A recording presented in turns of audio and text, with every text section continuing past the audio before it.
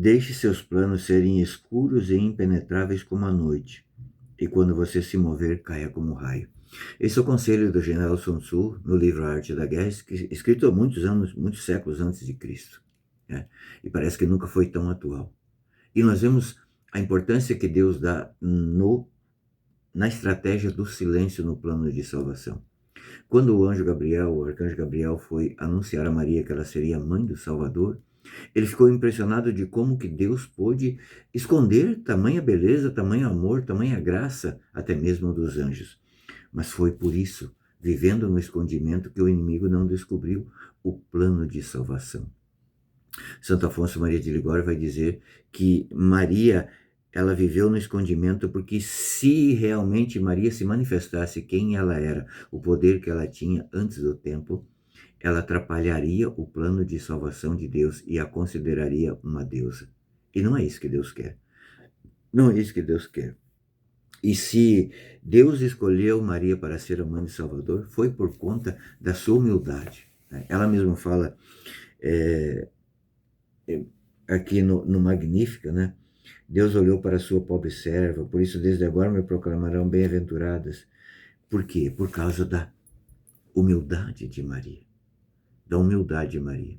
Porque que aqui, nessa passagem de hoje, que está no livro de Lucas, capítulo 1, versículos de 26 a 38, nós vamos ver justamente isso, a anunciação do anjo a Maria. Nunca na Bíblia, com exceção de Maria, o anjo elogiou um ser humano. Não. Sempre causava medo do ser humano. Isaías mesmo disse, agora vou morrer porque eu vi um anjo. Mas aqui o anjo, ele está enaltecendo, ave cheia de graça. Está dizendo que Maria é cheia da graça. E veja, o plano da salvação de Deus, ela meio que tem uma espécie de uma engenharia reversa, porque foi um anjo que anunciou para uma virgem, né, que poderia ser Deus. No caso, né, a serpente, o Satanás, na forma de serpente, um anjo, vai anunciar a Eva, que era virgem, né, colocar no coração dela a soberba para que ela pecasse. Agora, para que, então, a humanidade fosse salva, veio um anjo, né, o arcanjo Gabriel, e anunciou a Virgem Maria, que ela venceria o mal, que ela venceria o demônio. Mas foi fundamental aqui a questão do silêncio. Agora você imagina para São José, que está junto com Maria, está vendo a barriga dela crescer e ela está em silêncio. Porque ela sabia que não poderia revelar, porque o inimigo escuta aquilo que nós falamos. Mas um coração puro, um coração reto, ele não pode ser sondado pelo inimigo. Não pode. É por isso que o demônio, ele tem, assim, um ódio, mas ao mesmo tempo um medo, um temor de Nossa Senhora. Porque ela, como já desde lá do livro do Gênesis foi prometido por Deus, pisaria a sua cabeça. Mas como é que Maria pisa a cabeça do demônio se o demônio é puro espírito? Existem frases que atormentam o demônio. Existem ideias que atormentam o demônio. Lúcifer, justamente ele se tornou um demônio, por quê? Porque ele não aceitou que Deus criasse o homem.